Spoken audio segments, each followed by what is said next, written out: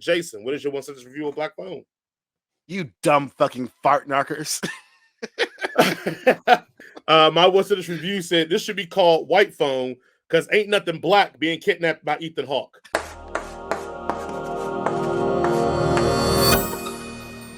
Finley Shaw is a shy but clever 13-year-old boy who's being held in a soundproof basement by a sadistic mass killer when a disconnected phone on the wall starts to ring. He soon discovers that he can hear the voices of the murderer's previous victims, and they are dead set on making sure that what happened to them doesn't happen to Finney. Ladies and gentlemen, that is the summary of the latest movie that's just come out, Black Phone. But if you've ever been with us, we're going to do it like we do it every time. We're going to do a one sentence review of Black Phone. Jason, what is your one sentence review of Black Phone? You dumb fucking fart knockers. Great seed. My one sentence review said this should be called White Phone because ain't nothing black being kidnapped by Ethan Hawke. No, that's a trap. I'm walking away. Right. Not falling for that, white man. Who do you think you fucking with? I'm Bebe's kids.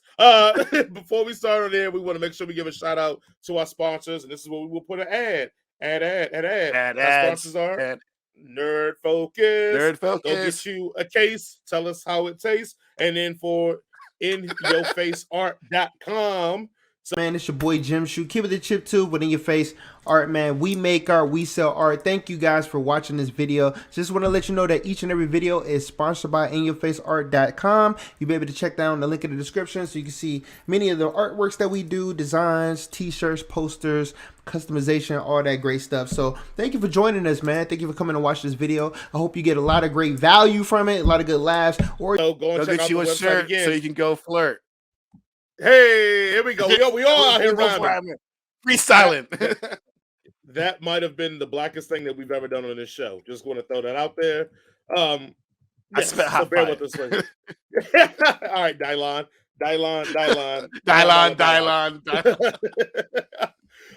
But yes, go check out our sponsors in there. And then, Jason, what did you think about Black Phone? What is your review? Okay, so the biggest thing that I did not like about this movie is that they spoiled all the specialness in the trailer.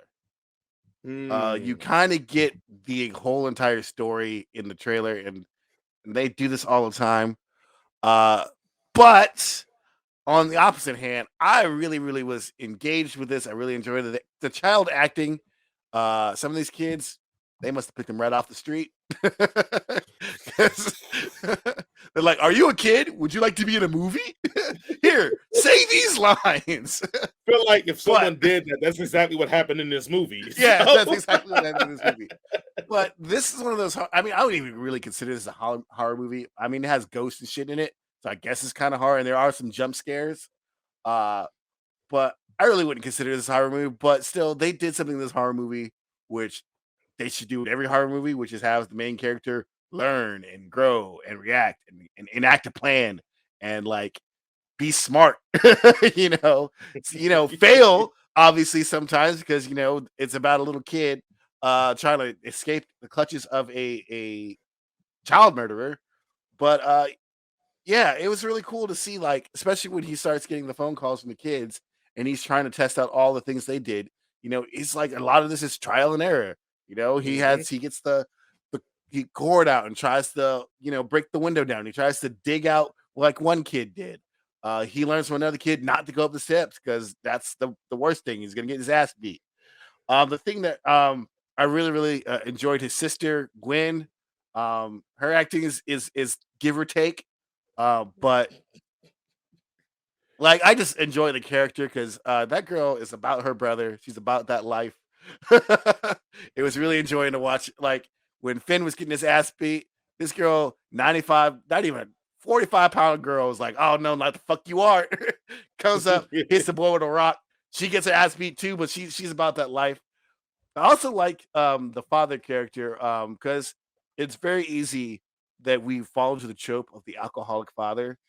And in this one, he's don't get me wrong, a terrible, terrible parent. You get he is awful. Awful. But you get the fact that he's just not the one note villain that would normally be in a movie. He does actually, in his broken way, care about his kids. He cares about the fact that he doesn't want one of his kids to end up like his wife. And even though he's doing all the wrong things, all of them wrong, terrible. You still see that kernel of love for his children in there, and I really think that's a cool thing that they did in this movie, because in most movies, the dad or the stepdad or whoever, if they're alcoholic, that's just it. They're alcoholic. They beat your ass. That's their character. And this one, like, you get not a redemption arc for him, but you get to see him, at least be sorry for the way he's acted, which is really cool to see. Um, yeah, and Ethan Hawke, uh, if you want character development or why he's doing these things, you ain't gonna get it. This is not about him. This is about Finn and him escaping. But Ethan Hawke does a fantastic job. He's very menacing, very scary, very like, just, you don't want to be around this character. Also, cops don't do shit like they do in real life. Don't do shit. They didn't solve nobody's murder. But they took credit for it. But I was really intrigued by this movie. It's not a perfect movie by any stretch of the means, but like, it's very atmospheric. And when the thing that really, really got me, I almost started crying, was when he gets on the phone with his little buddy Robin, and he's like, "I ain't gonna leave you behind. You're gonna get out of this." And I was like, but yeah, I don't really like horror movies in the genre. And it didn't scare me. I wouldn't consider this a horror movie, but I was digging this movie. So there you go. Yes, that's my review. Yes. All right. I mean, anybody's watched this show before, you know how this is going down for me. You already know how this is going down for me. These are the type of movies that have made me fall in love with the horror genre. And I agree, it's probably more of a thriller than an all-out horror movie. But these are the movies that when you have to wade through all the other horror mess, from the schlocky to the goofy to the just poorly written to the just things are happening just because, you slog through all this to get these kind of movies. And why I say that is because this movie is menacing without having to resort to jump scares. It's terrifying, intense, without having to actually show the danger. And I thought that is a very smooth way to do a horror, especially a horror thriller. It makes me interested because the guy who directed this was originally supposed to direct Doctor Strange 2, which makes me really wonder what was in his script that Disney was like, "Nah, bro, we can't let you do this. We're gonna have to go another way." Because it's moments in here that, like, when you see how the other kids are taken, and they do that frame out, like, what's going down, but they don't have to show you anything for you to feel that dread. When Finn finally gets taken, or Finny gets taken, or whatever, because of all those moments that set up to that moment, you're like almost enthralled by this, because you're like, "Oh my God, he got him," like, blah, blah, blah. And yes, we'll go to the ineffectual cops, and I might have a whole segment about that, but we're going to get that to the end of my review. This is what horror movies are supposed to be about. You are supposed to care about the people that are getting killed, or at least the main character that is being killed, or possibly going to get killed. I'm with you. The sister was great, but not even was she great. The writing of her was so good, because every movie we could probably name, it's too many to even count. Any brother and sister relationship is always antagonistic. Oh, she's a brat. Part, yeah. Oh, blah, blah. They actually loved each other, and they were down for each other. Talk about the dad. I felt the same way. That I feel like if it would have been a more fleshed out movie, longer movie, because the movie's not about him as well, you could tell he loves his kids, but you could tell he's dealing with something that is making him very ineffectual to it. Let's be real. If police would have showed up at my job, my kids is probably getting them hands too when I get home. Now, granted, we know the situation and we like, damn, this sucks, but we got to put ourselves in that position. We don't get to see that, like, this was especially they just came if your child is exhibiting the same behavior that got your wife killed. Right. He's in total grief and has trauma, and he's trying to figure out how to parent these two kids the best way he can. Now, we're not giving out passes because messing up your kids abuse is abuse. Messing up your kids, regardless of how well your intentions are. It's still bad, but but the point is that they didn't villainize them, and that's the point I want to get at. They didn't make it so that like the house was so bad that these kids don't want to be here. Them kids was like, yeah, it sucks. We gotta look after them, but it is what it is. Like it wasn't to the point that it was like, oh, I gotta go home today. No, like so, right? Like they didn't villainize them, and they didn't make them a villain to this. But I would tell you, the villain in this isn't Ethan Hawke. The villain in this, no, is these goddamn bullies. What is it with these Stephen King and his son? What is with him and because you know this is off a short story by hold on real quick. This is off a short story by Joe Hill, who's Stephen King's son. If you read any Stephen King or watch any Stephen King, Stephen King has something about bullies, and evidently it's inherited to his son. Because what the hell is going on with these two guys and bullies? But go ahead. I was thinking about this in Detroit or in Denver in 1978. It must be like the fucking warriors out here because these kids are fucking getting the fucking fist fights, getting their shit kicked in, like they are fucking brutal. Yes. It is like this should have been called Fear Street because every time they walking down the street, you see these bullies on the corner like. Catch his ass, bitch. Right. Oh, but fucking Robin, man.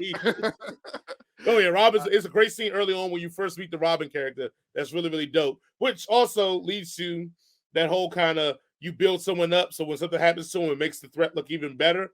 So they kind of do that a little bit with Robin in a degree here. But yeah, these bullies is out of control here, man. Stephen King and Joe Hill, y'all got to figure this bully thing out. I don't know if it's some trauma or what, but whatever. Right. Yeah, right. But yeah, and like you said, I haven't even spit on just Finn his escape attempts, but to kind of wrap it up to kind of round up the review. Yes, you're right. It's a lot of trial and error in here, but every single trial, you're met with almost the enthusiasm that Finney's met with to be like, oh, maybe this could possibly work. But then you get the dread when it doesn't, or you think like it has a flaw in it. But then, because in the movie, you don't realize that, like, yeah, all these kids have tried this and it didn't work. Yeah. So why would it work for him? But the movie's so good of layering these things that you don't even get see that in a moment. You're just hoping like this is his opportunity. So I got two real big critiques of it. The one time the moment does work for him, and he don't just knock on somebody's door for help. Got a zigzag, motherfucker. Drove me insane. But I get it. I get what the scene was supposed to be for. And also I got to think this kid in this moment is in complete utter panic. He's hysterical. He's just trying to get away, and he doesn't think about, hey, if I bang on or whatever, hell, break a window. Like, but I get it. But the scene is so tension building that it's like excruciating because you see like freedom is right there, and it's like, oh, and you know he's gonna get caught too because like you're like, oh, there's almost like 45 minutes left in this movie. Like he ain't getting away with this. Even in that, like even for me, I was like, man. If I was a kid, I may go ahead and just scream and take the knife, and maybe they catch this bastard. He never just any other kid. Like my mom was really at this point where it was like, maybe she's going to just take the knife, but maybe they catch this joker because somebody does come out because I yell. Like who knows? But such a great scene. The tension just building up to even the release is so nerve-wracking when he's trying to get it open. It's a great scene. So he should have knocked on the door. That's one. The second critique is, come on, man. You know that black dude, if he'd have been knocking on somebody's door trying to get questions, they'd have called him the ninja and slammed that door in his face. Why we keep doing this in these movies? Like, if you're going to do it in modern times and it's going to be diverse, 100%. Or these kids are going to get caught in modern times because that's why we don't let our kids out the house. My point is that this is like the second or third movie that me and you have watched where it was back in the day. The other one was X. Remember, it was X. Yeah. Where it's like it's a black dude is a police authority and he hang around with all these white folks. And ain't none of them ain't called him an N-word. Ain't none of them told him to get the hell out their face. Hell, that little girl was more rude to him than anybody in the fucking movie. you dumb fucking fart. Right, like there was a black couple sitting next to me when I was watching this movie, and we both died. Yeah, like Like, and I'm not saying we need racial stuff in the movie. Like, no, but like, if you're gonna do this for the time, like, you're not gonna tell me these jokers is all just cooperating with this black cop. Oh, hey, But officer, yeah, come on in. Here's some tea. right. But so I thought that was like I was like, all right, come on, man. Like, you at least got to show this dude is like not as lucky, happy go lucky as everybody. Yeah. The other part of this movie, like the part besides that critique, that was just my funny critique. The other part of this that I thought critiquable in this situation is that I do feel like they did so much to build up the ghost part of these trailers and all that. These ghosts are just like a more like MacGuffin into a meme. Like, you could have pretty much scrapped this ghost thing out because they show Finney's a very intelligent person, very capable person. You could have almost scrapped that and just had him just do this trial and error himself. And I think it would have had the same effect. And I think that's one thing that makes this quote unquote a horror movie is because that's in there. If you release that part, it's just a thriller that just happens to be done with kids. So I thought the ghosts were they were useful. They served a point. And there were some good scenes with it, but I don't think it was overall a needed part of this movie. And so sometimes the ghost scenes interaction was distracting because I think anybody that watches a movie, you see ghosts in a movie, you're expecting some horror aspect that's going to come into play with them being involved. There were some little scenes and a few kind of jump scary things with them, but for the overall premise of it, like, they weren't really needed. I feel like they were just put in so that they could say this was horror. Now, I haven't read his original short story, so maybe they play a bigger role in that. But for this movie, the way they played it out, it just didn't feel like it was a needed thing. Everything else still worked perfectly fine if they weren't in it. So I feel like if you're going to have that in there, make it something that's like pushing the plot. Like, it didn't really, like, I'm not saying do some cheesy, like, right. Yeah. Like, and the only thing I could think of, like I said, I'm not saying do some cheesy, like, Frighteners type of situation where, like, oh, the ghosts rush them at the end, like, because that'd have been crazy. But they pretty much almost did it when it was like, it's they for almost you. did it. No, it pretty much, yeah. So I was like, yeah, they did it anyway. Right, but talk about something that's cathartic is that end scene or in sequence where he escapes. I don't want to spoil it because I want actually people to go watch this movie. But like, oh my god, like that kid is smart. They should have been giving that kid a high five.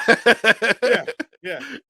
And there's some comedic scenes in here too. Like I said, the fart knocker scene. The one character who's trying to solve the crime didn't put away his candy before he talked. Like, there's some funny parts in this movie that are really, really good and really, really funny. And I think some of it's really, really funny because the tension is so high on this one. But Jason, if you had a little cut in the tension a little bit, little ha-has. Right. But Jason, if you had to give Black Phone a rating, what would your rating be? I'm going to give this one a 4 out of 5, man. I might as well. I really enjoyed this movie. I enjoyed the kids. I enjoyed Ethan Hawke. I enjoyed everything about this. I even enjoyed the fact that the cops are so damn incompetent. Like they are in real life. So yeah, 4 out of 5. You should probably go watch this. Yeah, and it's not that scary, y'all. So like there are a couple of jump scares, but it's not that scary. Not at all. I'm going 5 out of 5, man. I love this movie. I was on the edge of my seat in the theater. I was clenching it behind. Come on, Finney. Come on. I was totally into this, and like I'll admit, I didn't even talk about Ethan Hawke in my review because I don't want. He's probably the best part of the movie, and watching this made me feel like he was wasted in Moon Knight, but also made me realize, like, hey, the Joker's on a platter for this guy. Like, if you really want to get like an epic Joker, like, you want to get away from the Ledger, you want to get away from Nicholson, you want to get this, like, the way Ethan Hawke was in this, that silent menace, the friendliness, and you got to see the movie because I don't want to talk too much about it because I want people to experience that performance. And also, we got to start giving Ethan Hawke his flowers, man. Yeah, we got to give him his due, man. Like, why is he always showing up in fucking straight to video shit, man? Ethan Hawke is great. Yeah. He got to start getting his flowers, bro, because I can't think of anything that he's been ever bad in. And so, yeah, but yeah, I'll give it 5 out of 5, man. I loved it. I was, while I'm watching this, he was really giving me like almost as good as villains like Buffalo Bill, like someone who's not on screen a lot, but someone who's very, very memorable. And like I was like, he's up there with that. He could be up there with some of the great villains in this movie. So yeah, I will still stay by my 4 by 5 because I'm not a follower. I'm a leader. But I understand you're 5 out of 5. Yeah, guys, go out there, go see this movie, man. Support it. It's a fun thing.